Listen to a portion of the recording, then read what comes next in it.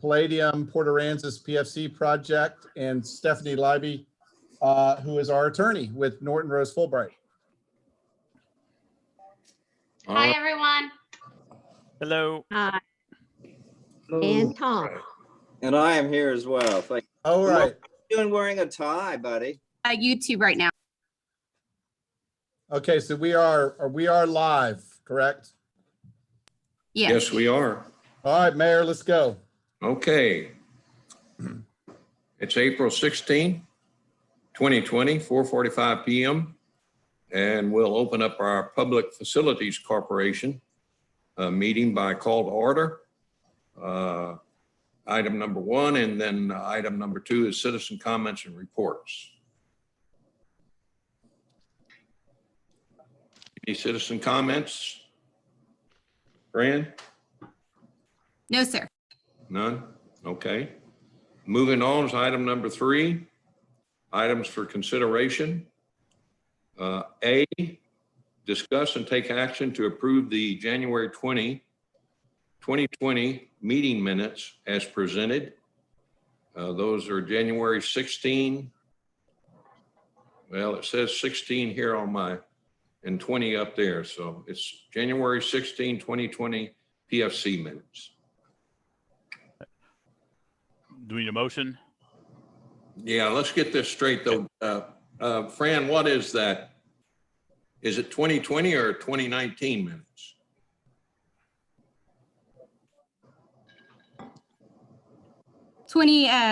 They're January 16, 2020 minutes.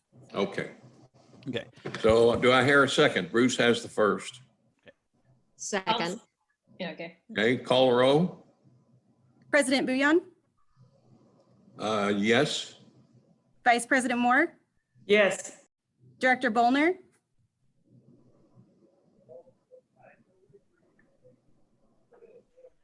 Bev, are you there? Beth? Beth, You're is- mute. Director Bollner,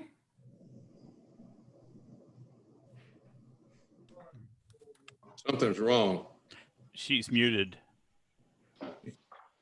okay, Director Owens, Yes. Director Clark, Yes. Director Crawford, Yes. Director Holt, Yes. and motion carried. Okay. I'm thinking, how do we get her on? She needs to unmute herself. Can you hear us say that? Unmute yourself. Listen, she's not on the call. When you look at the participants, she's not Okay, there. can you hear me now? Yes, Yeah. There ma'am. she is. Now we can. Okay, I don't know what happened. My whole screen went off. Oh my goodness. My screen has gone off 5 or 6 different times today. Okay, I'm ready, but I don't see any Okay. pictures. They wanted to approve the minutes. That's the January 16, 2020 minutes of the PFC. Okay, You And do Director vote? Bollner, yes. okay, motion carried. All right. Item B. A resolution authorizing the Palladium Port Aransas Apartments transaction, including the execution of all documentation necessary to carry out the transaction, authorizing the lease of land from the for the transaction, and authorizing the acquisition of the membership interest in Palladium Port Aransas GP LLC, authorizing financing for such transaction, and authorizing Port Aransas Public Facilities Corporation to serve as a joint venturer in the general contractor and other matters in connection therewith. Mayor, let me jump in real quick. This is David. With us today on the call, we have Tom Huth with Palladium Port Aransas LLC. We have Mark McCliney, our bond counsel, And we have Stephanie Libby, who is our attorney with Norton Rose Fulbright. And they can walk us, between the three of them, they can walk us through these lengthy resolutions. But, and maybe I can kick that off to Stephanie. You want to jump in and grab this thing first? Sure. I'll be happy to grab the first resolution. So in connection with the financing of the multifamily housing apartments, there are a number of transactions that the corporation will enter into in order to finance it. Those agreements would be a ground lease related to the land that is to be acquired from GLO. And then the Public Facility Corporation will also partner with the developer in a partnership to finance the apartment complex. And so this resolution is really focusing on those agreements that will constitute a portion of the partnership in order to finance the facility. So there is one addition to this resolution that I wanted to highlight for you all. As you're aware, there are some additional financial commitments that are going to be provided to the partnership from TDHCA. And so we received some language late this afternoon for some additional provisions related to those TDHCA. There's a TDHCA tax credit loan, and there's also a TDHCA state assistance grant that will form part of this financing. And so this resolution before you will be revised to provide additional authorization for both that loan and that grant. But taken together, the bond documents, the equity documents for the tax credit partnership, construction documents associated with construction of the facility, since the Public Facility Corporation will be in partnership with the developer to construct this project. This resolution would authorize the execution of all of those documents to in order to facilitate the transaction. I have a question. And it says that there's going to be a loan of basically about 14.4 million, but then a couple lines above in the whereas it mentions that there will be bonds issued up to but not exceeding 19 million. That's a $5 million discrepancy. Is that? So that is just the structure of the transaction itself. The bond issuance, the bonds will be issued in the amount of $19 million. And then a component of this financing, those bond proceeds are actually used as security for a HUD loan. And that HUD loan is in the $14.4 million range. So you'll have the HUD loan financing a portion of the construction. You'll also, as I said, have tax equity contribution, and you see that in the $11 million equity financing component. And then you have the components that are coming from TDHCA, which is both a $4 million loan and a $4 million grant. So through this resolution, there are a couple of different pots of money, and they'll all be used to finance this multifamily affordable housing project.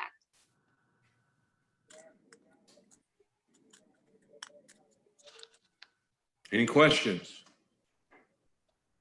Has anything changed from what we had discussed previously as far as the money from TDHC or the HUD loan? I mean, have terms changed? You know, I'm just curious as to, lots happened since we originally discussed these items probably a year ago. So, David, if you like, I can take that one. Yeah.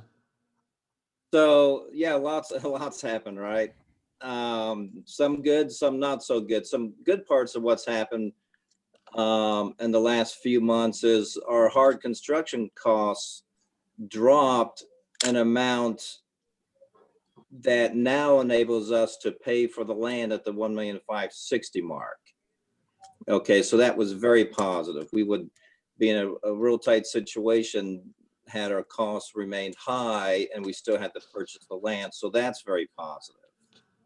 The other positive news is, as a result of what's happening and everybody's going through it, interest rates have dropped. And so we went in this with a higher interest rate, and now I'm carrying an interest rate of 3.8%. And I think when we close this transaction, we'll be closer to maybe 3.5%. So that is positive. The other buckets, the HUD loan is going to float up and down a little bit depending on cost. The equity is going to be pretty static. The only thing that affects the equity really at this point is the amount of eligible cost in the deal. And so that's kind of hanging tight. I don't expect that to change a whole lot. So between now and closing, there'll be some minor changes, but nothing significant, unless the negative arbitrage continues to build. And not to get overly technical, and Stephanie can explain this a lot better, or Mark certainly, than I can. But because of where rates are with government securities, there could possibly be negative arbitrage on this transaction. And what that means, it's pretty basic, is on day one, we will draw down the full amount of the loan, the full amount of the bond amount. Okay, the 19 million, I'm pro-forming 17.7 million, something like that, although the total approval is for up to 19 million. So at closing, that amount, whether it's 19 million, 17 million, gets sent to the trustee at closing. We start to pay interest on that immediately. And we think right now in our weekly meetings with RBC that right now, if you close a transaction, the pay rate on the bonds will be somewhere around 1.45%, which is pretty low. And it's pretty low because they're cash collateralized by the HUD mortgage, by the HUD loan. Okay, so that's one bucket. Okay. Now, the other part is as we draw down and pay costs out of this bond fund held by the trustee, an equal amount is sent to the trustee from the HUD loan. That amount is invested. Okay, that amount is invested. As close as we can invest that to the pay rate on the bonds, then that somewhat eliminates a negative arbitrage. Right now, according to our conference call on Wednesday, we could get maybe, we may have negative arbitrage of maybe 50 basis points a year. And so if that happens and we carry this out for 2 years, we could have negative arbitrage somewhere around $300,000. What does that mean? That just means that I need to embed that $300,000 in the budget at closing. Okay, it's not a huge deal for us. Okay. But that's something that's still out there. That to me is the most material amount that's still hanging out there. That's somewhat of an unknown. Okay, that's good. And do you think that's enough? I mean, Well, the negative arbitrage amount? Yeah, the 300,000, but do you think that's enough to cover? Well, that will be dictated to us by RBC. RBC is who we engage to go out and sell these bonds. Okay, so prior to closing, they will know exactly what that amount is, a good estimation of what that amount is. And so we'll have to fund that at closing. And so that'll be their calculation. And we'll just take that calculation and embed it into our financial model. Mark, do you think you got your crystal ball out? Those rates seem very reachable. We've sold a bunch of bonds now, not the same type of credit as this in the last couple of weeks. And a month ago, we couldn't sell anything. Now things are just flying off the shelf. So I think the rates that RBC is talking about is probably pretty accurate. And then what Tom is talking about on the reinvestment, treasuries are so low on the 1 and 2 year that's where the negative arbitrage comes from.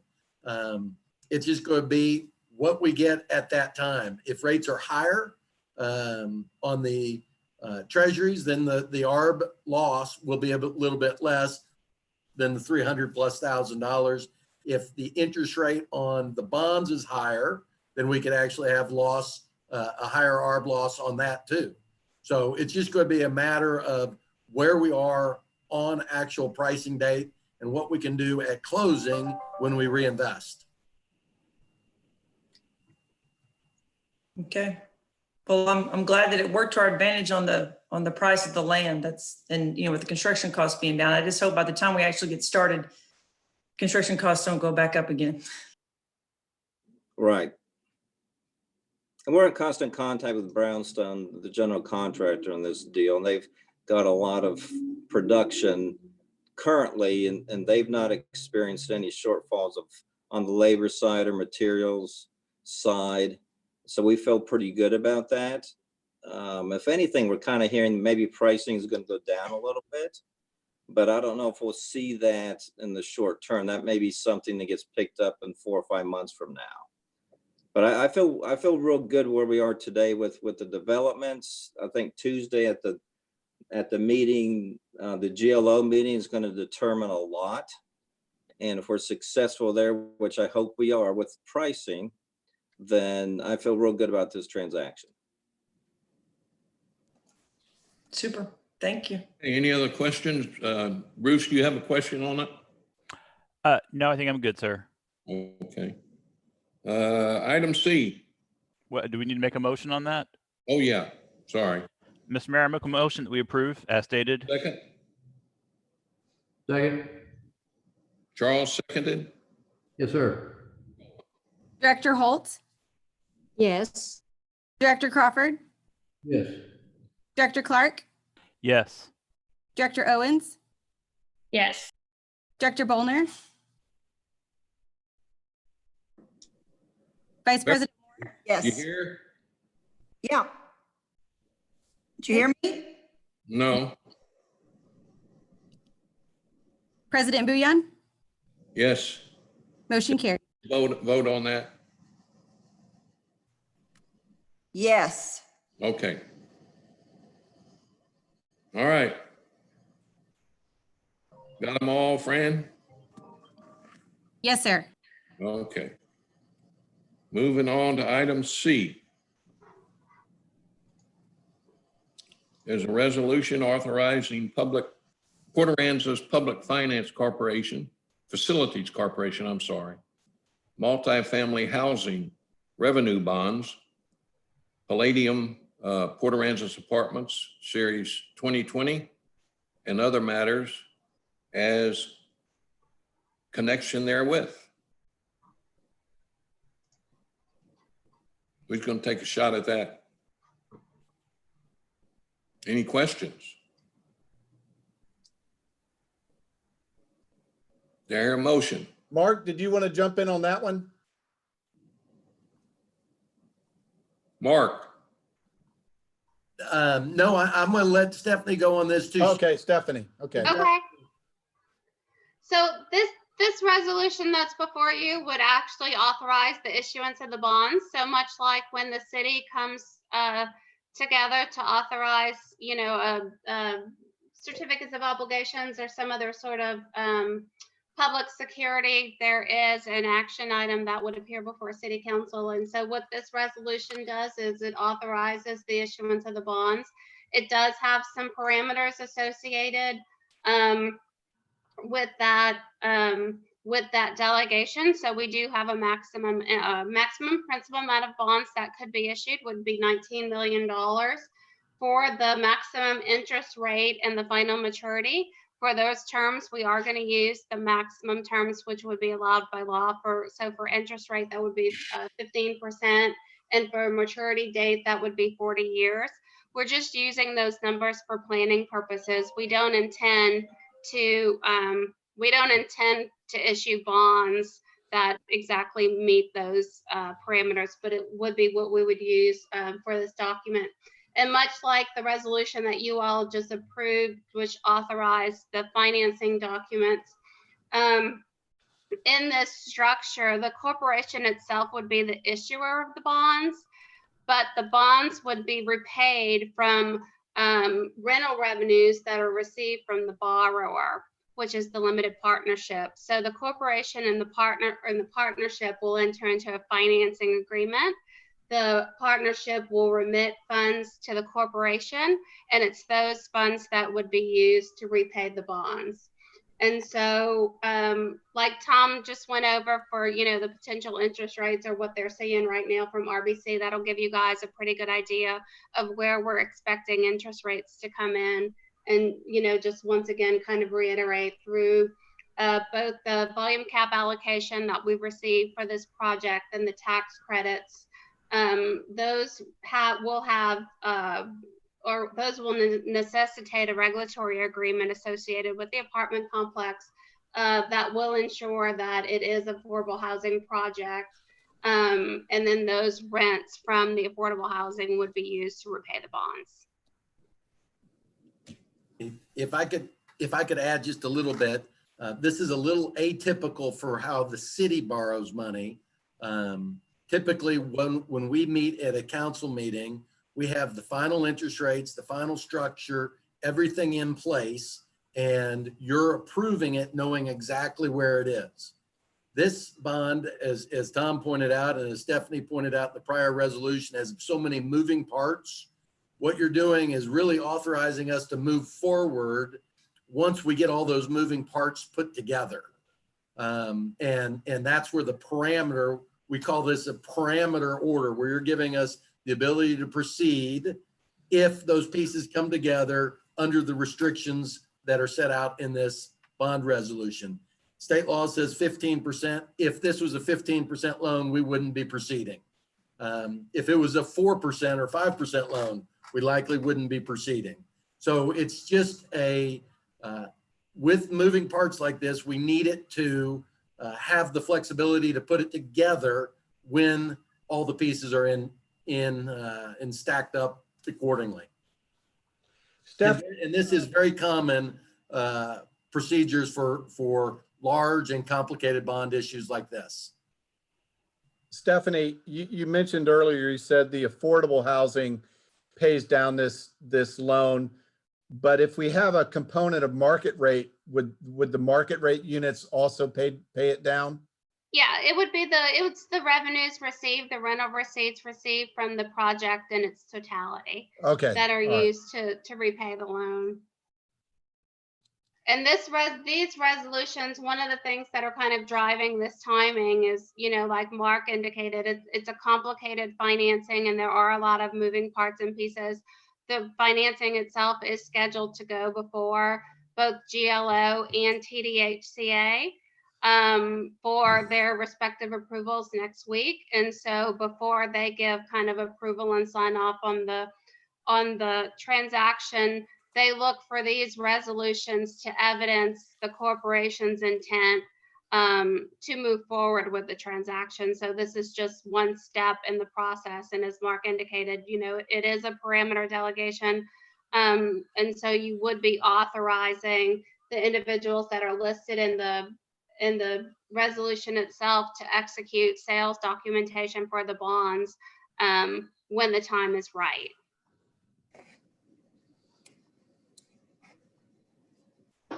Thank you. Any other questions? No questions. I make a motion to approve. I second it. Okay, call the roll. President Bouillon, Yes. Vice President Moore, Yes. Director Bolner, Director Owens, Yes. Director Clark, Yes. Director Crawford, Yes. Director Holt, Yes. Director Bolner, Beverly?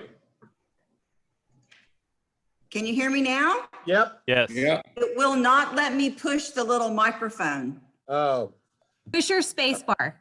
Yeah, okay. I just figured that out. Yes. Okay, motion carried. Okay.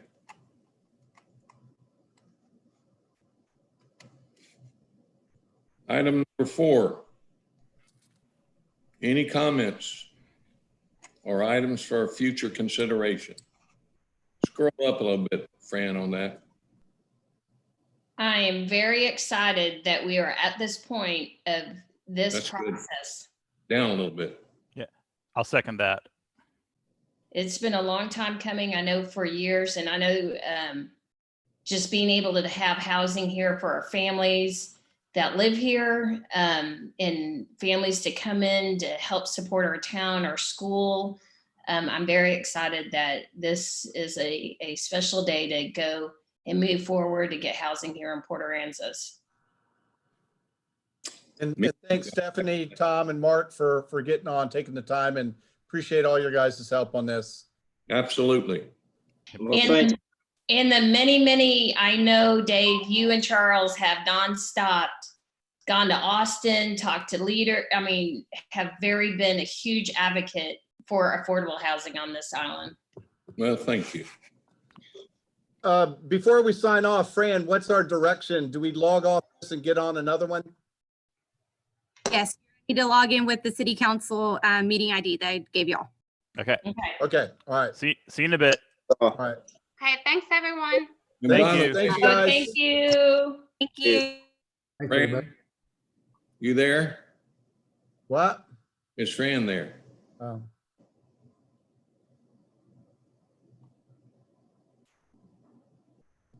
Never mind. Okay, we'll adjourn that meeting then. Item number 5. Moving on.